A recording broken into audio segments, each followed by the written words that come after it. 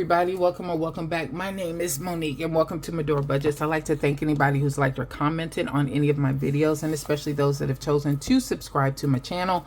Truly started this as a way to hold myself accountable, but I understand, recognize, and appreciate the community as a whole. So if you are rocking with me on this journey, thank you, thank you, thank you.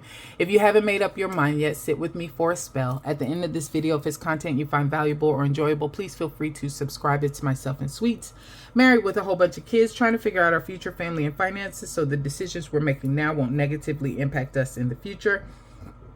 Today is Saturday, March the 15th, and I was coming on to do a March kind of reset, monthly reset, and I was like, girl, it's the 15th. You need to do a mid-month check-in, and let's just stop trying to fool the people. All right, so we're going to do a mid-month check-in for the month of March. What you see in front of you is Big Bertha.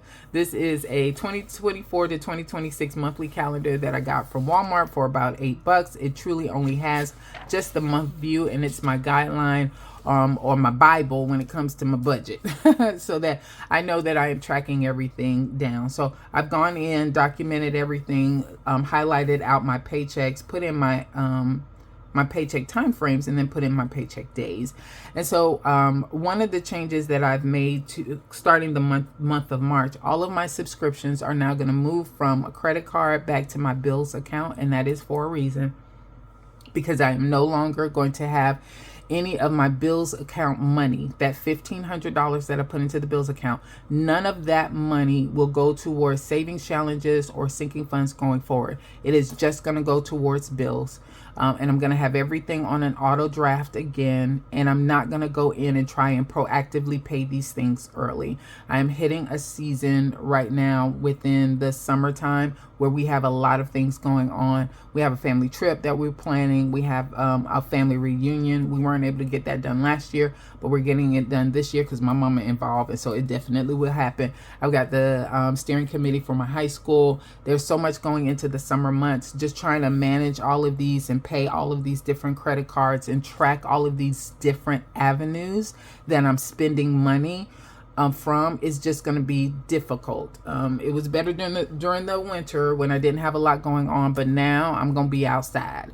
So the best thing for me to do is take everything, move it back to my bills account, put everything back on auto draft coming out of that account, and that $1,500 that goes in there is just for bills. If I have any money left over, then that can go towards buffer or 1 month savings, whatever, but I'm not going to pull that money. At least as far as I can think of now, I'm not going to pull that money to go towards any sinking funds or savings challenges. So with that said, I had to write in a lot of actions to go in and change all of those subscriptions so that they're not coming back out of that bills account. And that's the actions that you see over here.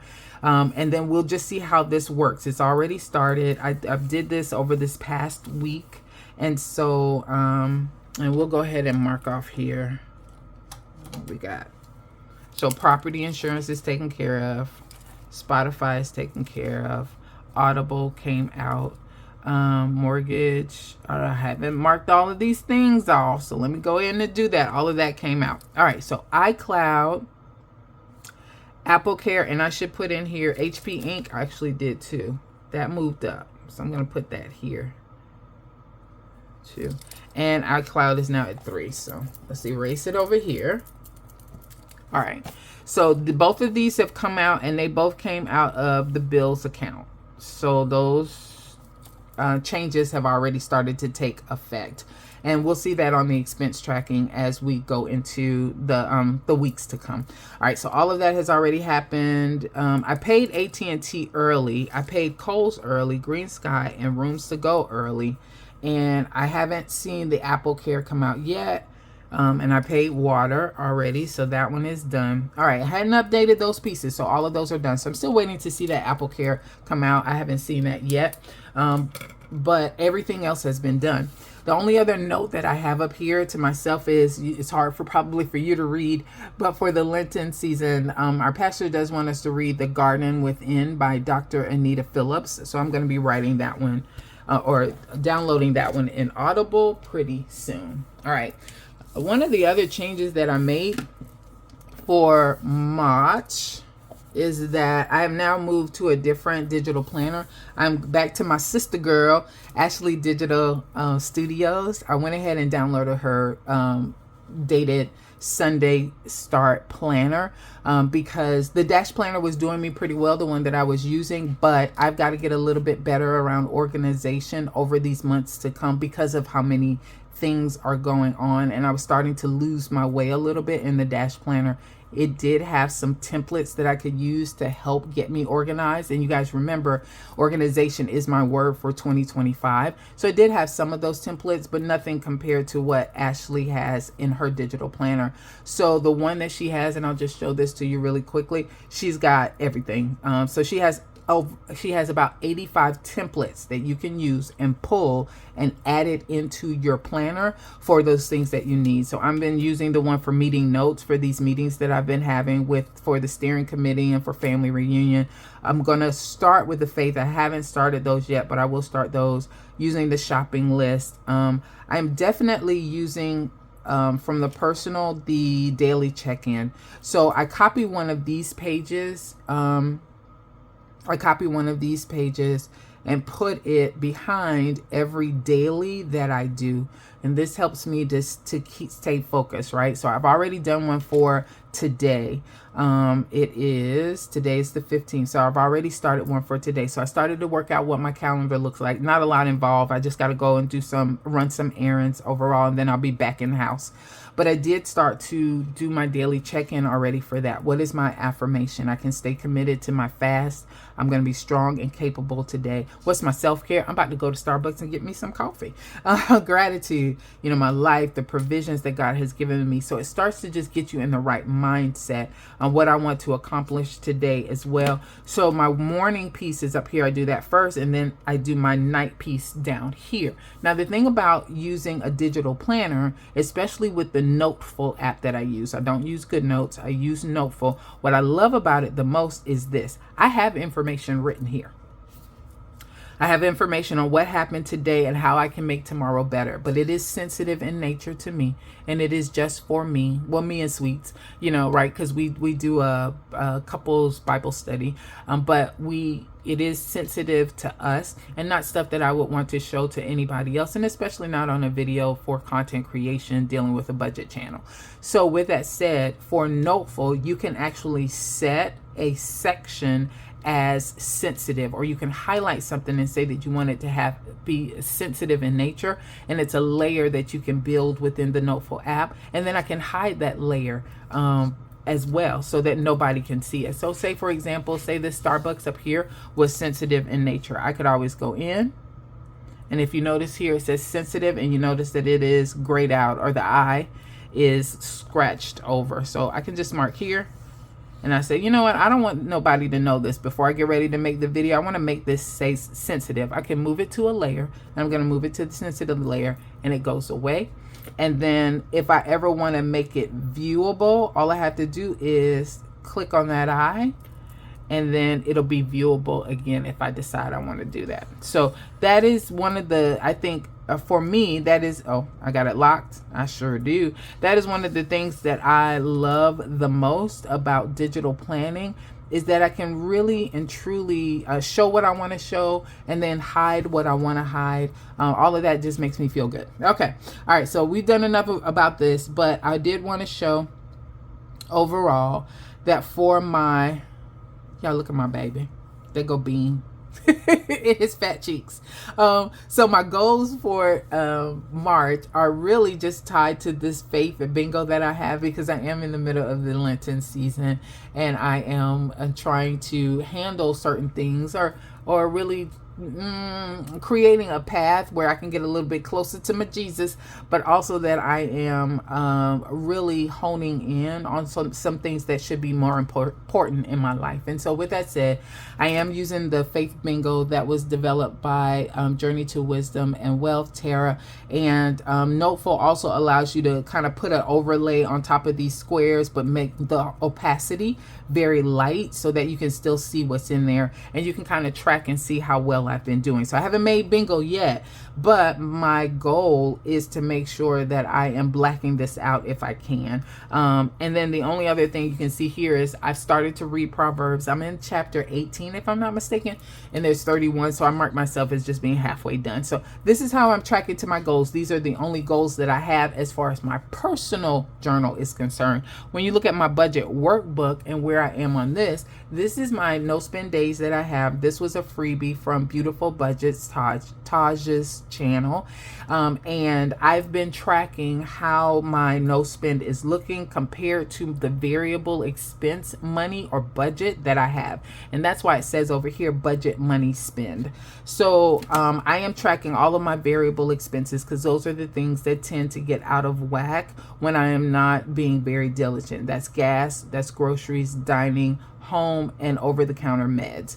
And so if I spend money in those categories, I document it. If I don't spend any money in those categories, then I mark it down as a no spend. And you can see I've been doing well. I hate doing this and tracking the spend, and this is really honing me in. But plus, she made these little ones in this week 2, they small. These boxes small, so I ain't spending no money. Okay, so we got that marked off already as far as my no spends are concerned.